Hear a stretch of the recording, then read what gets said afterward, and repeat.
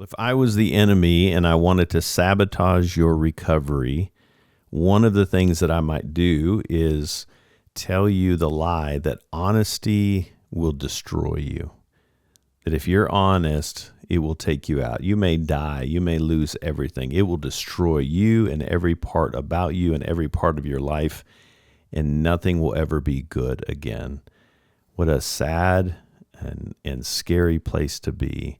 Today, we're going to unpack the important truth of how the enemy can sabotage our recovery and how honesty is a big part of recovery and not listening to the lies from the enemy.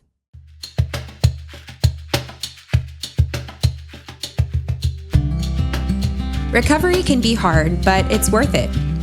There is hope knowing we can find healing one step at a time with Jesus and healthy community. Whether you're struggling with a hurt or a hang-up or a habit, you're not alone. During this podcast, we share real stories, practical tools, and powerful truths that inspire you to keep moving forward. No matter where you are on your journey, there's hope ahead. So stick with us as we walk this path together through Celebrate Recovery.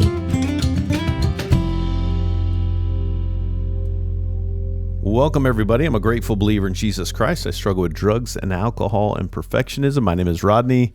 I'm one of the ministry leaders here at Fellowship Celebrate Recovery here in Rogers, and it's so good to be here with you guys today. Thanks for joining as always, and thanks for helping us to get the word out about Celebrate Recovery. We're grateful for you guys, and hopefully this is blessing you.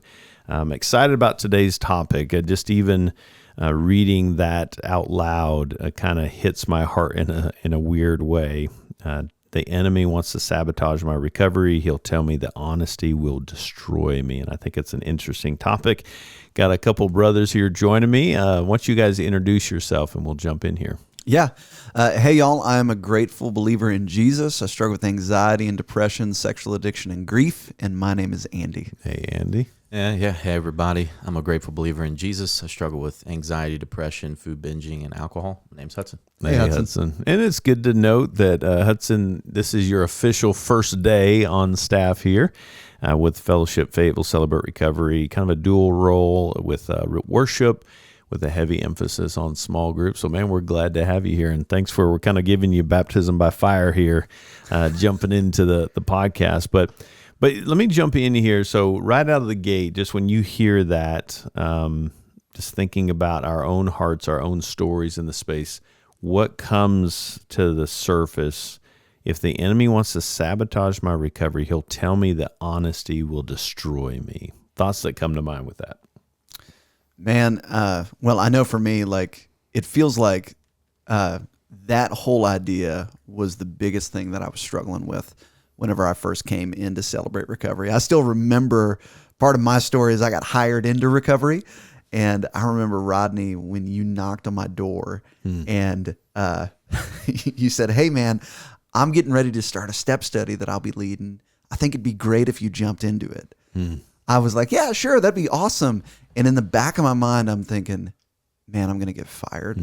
Like in because 3 weeks. Might have to be honest. And Yeah, okay. Because what you didn't know at the time was, like, I had been hiding my pornography addiction that I'd been holding on to my entire life. And there was also a lot of other, like, poor choices that I had made that they were kind of these skeletons in my closet that I'm like, man, these are secrets I'm going to take to my grave, and I have every intention of doing. But now I'm being forced with this place where I got to be honest. Yeah. And part of me really wanted it, and part of me was just scared to death. Yeah. So fear does become a component. If it, it reminds me that if you see, so we build this facade, we put this mask out to the world. I want you to love this version of me. And so we try to kind of polish this false version of ourselves.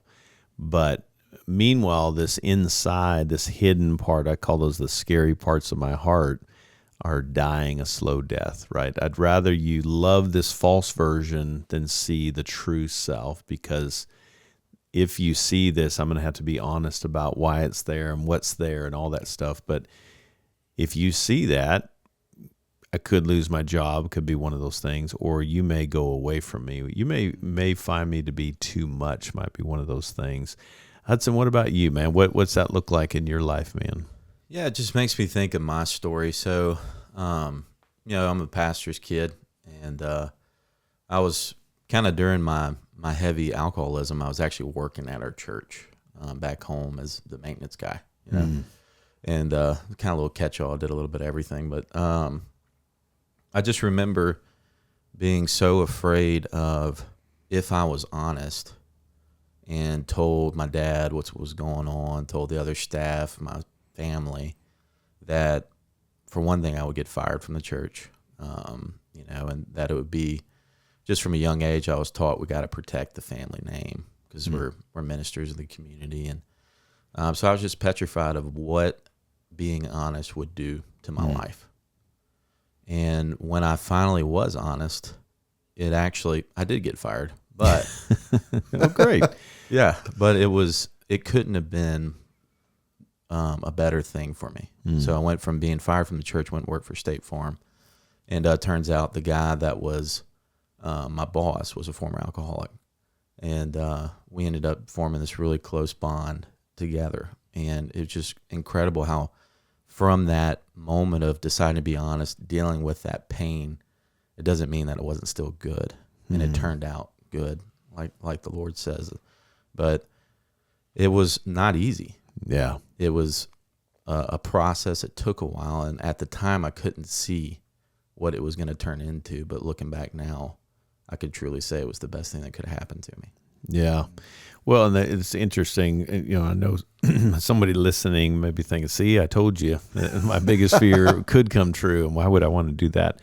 And so it doesn't always happen that way, but it could happen that way. And I think it's just a good reminder in that scenario, and then we'll turn the corner, is this: God loves you too much to not pursue you in that space. And if there is something that's blocking you, right? Maybe he knew that as long as you stay in this scenario, I'm not going to have your full heart. I need to get your full attention. And so there's this death of that, maybe an idol, right, that needs to happen in that space. And so I loved you just kind of articulating that was actually the best thing for me, right? But it's scary in the moment. It's scary to face that. Why would I want to do that? Yeah. Well, I think to that question right there of like, man, why in the world would I want to do that? One of the things that I had to realize is that there's such greater consequences of staying hidden. You talked about wearing a mask, and man, I got so good at wearing a mask in my life. And I remember hearing this from you, actually, I think probably in that first step study, man, was the more that I live with a mask plastered on in my life, I can get real good at that. Yeah. And I can make people see whatever they want to see. But when I do that, and I do it well, the love and the affirmation and the connection that I'm longing for, it goes to the mask, not the person behind the mask. And what I realized for me is that the more that I put out this facade that I was put together, the more that people bought it, the worse I felt about myself. Yeah. The more like a fraud I felt, and it just felt like I was living in this prison. Yeah. Well, and it's interesting to note that, we're building our life based on lies, right? And so then it becomes this, it's exhausting, right? We talk about denial, energy lost. Denial of truth does completely zap us. And so I speak this lie to this group, to this person, and then this lie. And then I'm trying to keep up and organize my file cabinet of, wait, where am I in my lies? And what did I tell you? And then when it starts to bleed over, that statement we say in recovery often, we're only as sick as our secrets. And honesty, the opposite of honesty is secrecy and misery. Yeah. Right? We're just stuck in that space. Well, you mentioned keeping the file cabinet straight. I mean, there literally was a point in my life in college. This was after I'd started, serving with a college ministry where I went to college, and so I had this image that I was portraying, and this kind of leadership space that I was in, but that was only on Monday nights. Saturday nights, I was a totally different person. And the college I went to was small. And so there was this thing where I'm just like, oh man, I would get nervous just going into the cafeteria being like, okay, I know that group of friends from this context, and they have no idea who I am in this context. And it was exhausting. Yeah. It was absolutely exhausting. Wow. Yeah. Thoughts, Hudson, on that? Well, I was just thinking about just how incredibly lonely it was. Just incredibly lonely in the sense of I have a mask out and that's the only thing getting attention, like Andy was saying. And couldn't go out, and have that party experience because everybody knew me. Yeah. So it was just I had to hide all the time. Yeah. And until I was honest and came out of that, I mean, I didn't have a friend in life. I didn't have anybody I could talk to. I didn't have anybody because I was so afraid of what honesty might do. Yeah. That it kept me isolated and alone, and looking back, fed my addiction more than anything. Well, and so the longer I'm in this facade, the more I'm disconnecting fellowship with God, because he needs our true self, our true honesty, which then means I go to these other strategies. If I'm not able to go to God in fellowship, I go to these other things. And I see this often with couples that may be in an affair conversation, right? So one has been keeping a secret, living this double life, and they finally bring it to the surface. And it's fascinating that there's a sense of relief for the sharer. I've been carrying that. I'm so glad that it's finally out. And there's a temptation to be like, all right, now let's just go live our life. Aren't you glad this is out? And the other person on the other end is going, oh my gosh, your honesty was needed to be able to have any chance for this. But this is new information for me, right? So the sharer, and the reason I bring that up is it does speak to the release in the pressure in our heart, our mind, our body, when we do finally get honest. That as one brother said, that when I started getting into recovery and getting honest about myself and what I was doing, then I was able to lay my head on my pillow at night and sleep like I've never slept before in my life. There's just this peace that comes with it, right? Yeah, there really is. Man, I'll never forget, we're kind of in principle 4, step 4 in the middle of our lessons on Friday nights. And it reminds me that first step study actually sharing my inventory with my sponsor. And which is step 5, and that's not step 4, but regardless. You're sharing step 4. I was sharing step 4. But as I remember stepping into that meeting with him, knowing the things I wrote down, knowing that I had never shared them in my life. Yeah. And I'm like, am I really going to do this? And because I was convinced, and this was, 6-8 months into our group, I knew it was safe, but there was still this part of like, all right, I'm going to share this with my sponsor. And at the end, he's going to go, okay, thanks for sharing. Get out. Or, hey, I'm going to step in the hallway and give Rodney a call. Yeah. And, Calling. Yeah. and when he looked at me and he goes, man, thanks for sharing. And he goes, there is nothing in here that has disqualified you from God's love, and I actually feel closer to you. Yeah. I was convinced that honesty, on the other side of honesty, was going to be more isolation. But on the other side of honesty, even though it was hard, ultimately it was actually everything that I ever wanted. Yeah. When I love that. Yeah. Thanks for being vulnerable with that. Yeah. I think in that picture of another person saying that, just expressing that love. Multiply that by a very high number. I don't even know, but that's what God feels, right? Yeah. Hey, I don't think, and I've heard someone say, I don't think I could love you any more than I do in this very moment, right? And that's God's posture in that. That's the beauty of grace and mercy that, and that's the art of confession. You're talking about fifth step and confessing to God and to someone we trust.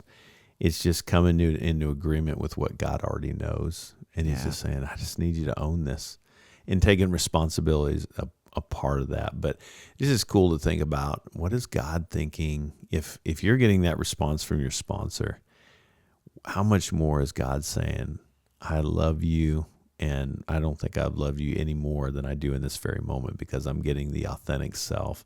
I've already known about all the stuff that you're about to share and have shared, but I don't think I could love you anymore in that space. Pretty cool picture to think about. Well, I want to take a super quick break. When we come back, I want to just unpack, when we say get honest and honesty, what are we getting honest about, right? We kind of tend to go to the bad things that we've done, but I'd love to lean into that, get y'all's insight on what are we getting honest about, and what's the value of honesty in that space. So take a super quick break. When we come back, we'll continue the conversation of how the enemy can sabotage our recovery by feeding this lie that honesty, if we're honest, it will destroy us. Stick with us, and we'll be right back. Hey, Forever family. Every Friday night, we have our Celebrate Recovery meetings at Fellowship Fayetteville and Fellowship Rogers. At 6 p.m., we have a great meal for connection with other recovery brothers and sisters. Then we meet for large group at 7 p.m., followed by open share groups at 8 p.m. We have the same schedule at both campuses, where you'll find different teachers and different worship teams, but the same great experience. We'd love for you to join us this Friday night. It's never too late to start or start over again. For more information, visit fellowshipcr.org. Welcome back. So loving this conversation, talking with Andy and Hudson here on the local level, our ministry, great teammates in this ministry, do so many good things. But so right before break, we kind of set the tee on this, that when we talk about honesty, the enemy will sabotage my recovery by telling me that honesty will destroy me. We know that honesty actually brings health and recovery. What do we mean? What are we getting honest about? What are some of the things that come to mind to your heart in that space? Yeah, I was just thinking about being honest about where you're really at. I know we say it all the time, but truly believing it's okay to not be okay. That was really difficult for me, because I was taught that to be a man, you need to be strong.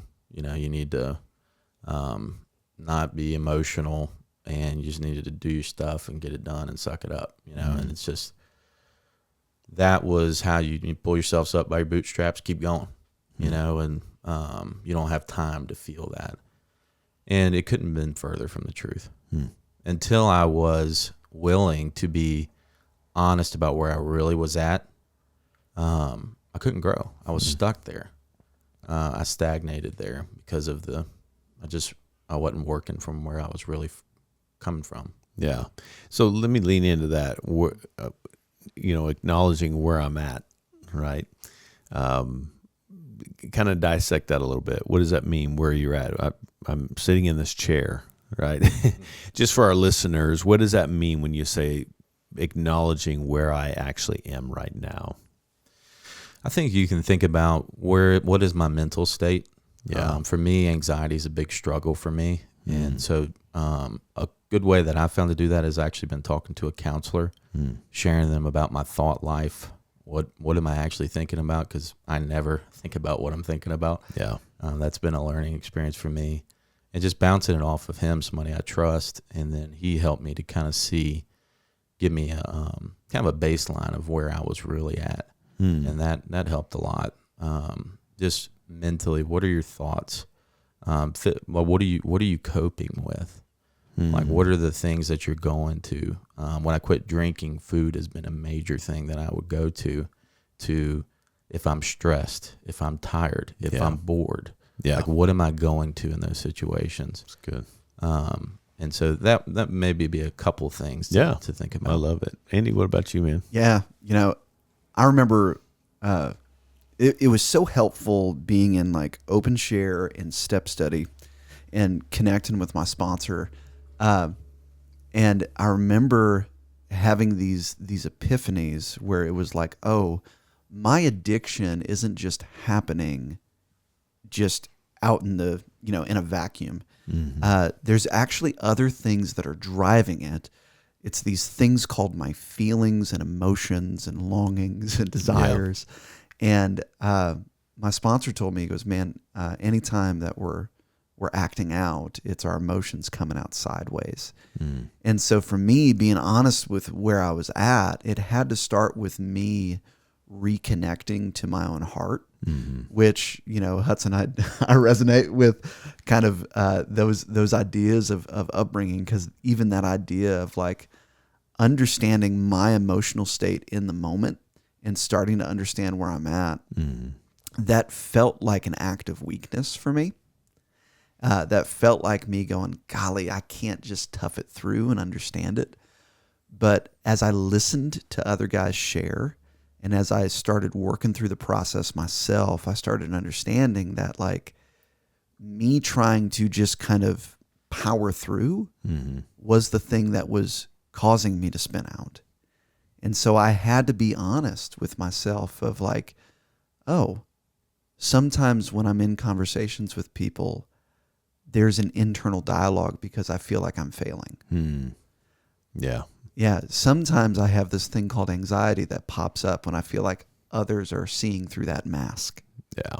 And well, and both you brought up anxiety, and I just want to lean into that just through this lens of how the enemy will tell us if we're honest about our anxiety, it will destroy me. Just kind of really kind of going a layer deep on that.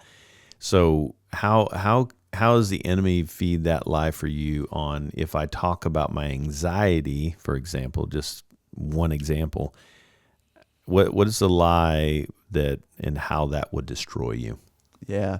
Well, it's interesting how as like my shame kept me from being honest, but as I started being more honest, I felt more shame about the thing I was being honest about. And so I feel anxiety, and my first thought is, why am I feeling anxious? What's going on there? And the fear is like, I'm portraying this mask that says I have it all together, or I'm competent in one way or another. And I feel that mask starting to get pierced. And I'm going to be honest about the fact that I feel like it's getting pierced, which means that it's starting to kind of allow this house of cards that I've built to start to fall. But leaning into the anxiety, it's I already fear that people think that I'm less than. And now I'm going to confirm that. Yeah. Because ultimately there was this idea that in one way, shape, or form, and I didn't have this language initially, but I've got to have some level of togetherness. I've got to have some level of perhaps perfection in my life. That's good. What about you, man? Yeah, I was just thinking it's more anxiety would be a fear of exposure for me. And kind of going off what Andy said, but just thinking of a good example would be with my wife in particular. You know, like, all right, what if I'm anxious about X, Y, and Z, then that means that I'm weak and that she can't trust me to take care of her. So I can't let her into that, or she'll think I'm weak. She'll, her opinion of me will change. So that's a huge part of, and that doesn't just happen with my wife. That's just an example, but just like if people realize how afraid I am of doing simple, easy things to what it seems like to most people. Like the fear is like, man, that dude really is jacked up. Like maybe we shouldn't give him a shot, or maybe I can't trust him to take care of what needs to be taken care of. Yeah, that's good. Yeah, so I think I kind of lean more on the internal.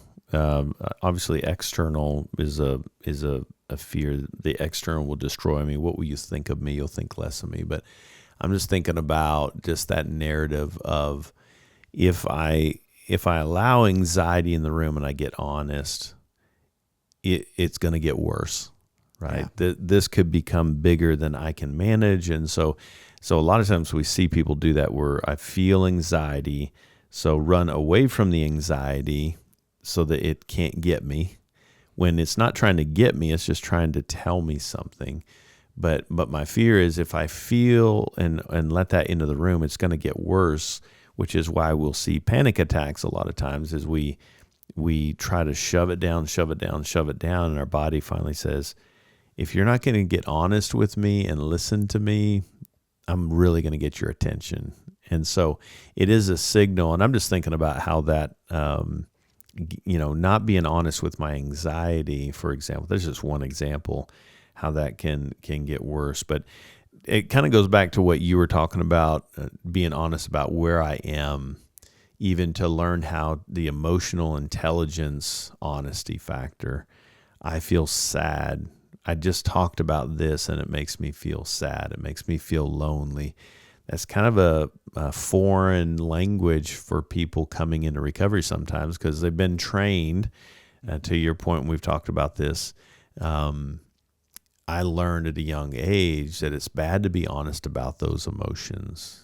It's bad to be honest about my pain. Suck it up, stop your crying, or I'll give you something to cry about. So we learn strategy that says lie about what you're feeling, just put on a happy face, and doesn't say blessed are the happy. No, it doesn't say that. The pure in heart. And that pure in heart in step 4 that you were talking about is that principle 4 is be honest about what I'm feeling. But some of those play into why we would not be honest, and the enemy uses that to sabotage, doesn't he? Yeah, he absolutely does. Yeah, there's been times and places in my life where me getting up the courage to be honest about what's going on, I feel anxious because I feel sad, because I'm upset about something. And, I don't know if you guys have ever struggled with this, but sometimes when I have emotions that I don't know how to articulate, they build up and get so strong that they kind of come out in a strong way. Mm-hmm. There's anger. There's anger. Yeah. There's energy behind it. And anytime that would come out, fairly often as a kid, it actually led to more disconnection. I'm bringing this up because I can't hold it down anymore, and I need you to see me in this. Can you just understand where I'm at in it? Yeah. And it went sideways. Yeah. And so what do I learn in those places? It's like, okay, I didn't say that right. Yeah. Maybe I do this better. Yeah. Yeah.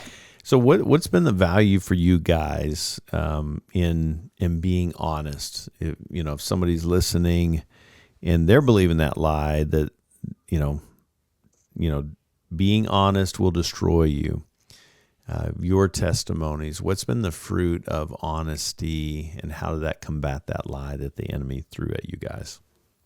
Yeah, so I like what you say, Rodney, is pain won't last forever, but it'll wait forever. Mm-hmm. And that truly, I remember sharing my inventory with Andy. And, I just wrote I'm doing my life change story tomorrow. And I just wrote in it, I never knew what I was carrying until I let it go. And I really didn't feel it until a few weeks after that. I just felt lighter. I just felt like I could move through life, and there was a confidence in somebody really knows me. Somebody really knows me, and they chose to love me anyway. And so just seeing that in Andy's face when I shared that with him, that he still loved me, he didn't bat an eye. Yeah. Like, well, that was it. I'm just kidding. That's all you got. Yeah. But just he loved me well. Yeah. In that, and I love that. I just a confidence has grown in me that I've never had in my life. What about you, Andy? What's the fruit of that? Man, I think there's been such a relief that I don't have to keep living in hiding. Mm-hmm. And I lived in that space for so long, and it was so lonely. There was so much anxiety. There was so much fear. There was so much, just so much disconnection. Honesty for me has, kind of in a similar way that Hudson was saying, it's allowed me to know, like, okay, some people, a lot of people at this point, know the worst parts of me. Mm-hmm. And they still talk to me. They didn't go away. They didn't go away, Yeah. but actually they got closer. Yeah. And it's given me a lot more confidence to be able to go, hey, maybe I don't have to live with these things that I've been allowing myself to be weighed down. Yeah. And maybe the close friendships that I've longed for my entire life, maybe they actually are able for me to have it. Have those. And it's not just that I'm defective and nobody wants me, but it's maybe I can learn to let people in.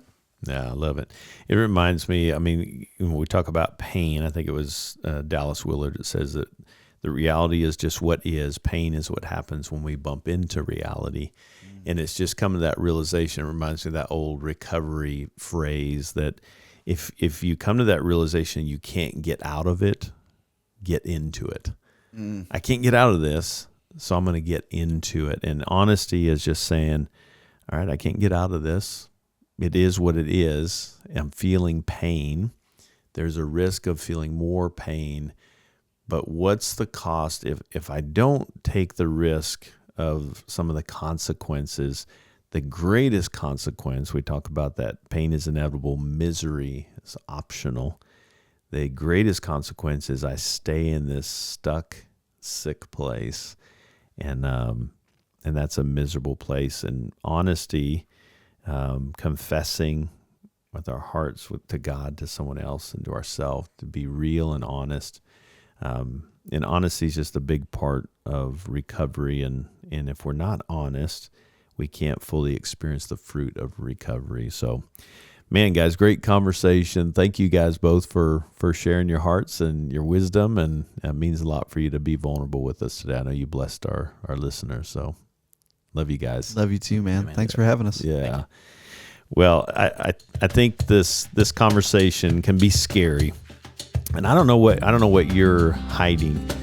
And the enemy, he's saying, hey, if you're honest, it's going to kill you. It's going to destroy you. Can I just, in your presence, with you listening to my voice, just together be unified against the enemy to say, that's a lie. Satan, get behind me. Jesus wants the true, authentic self. And here's the thing. He already knows everything that you're hiding.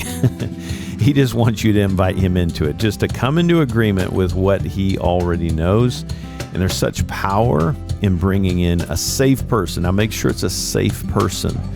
You may want to test the waters with some softball, see how they land with that. But bring the safe people into that, and you will experience not destruction, but restructuring and construction of a heart to live out the full purpose of God. Hey, thanks so much for being with us today. I pray that you'll join us next time. Until then, God bless you.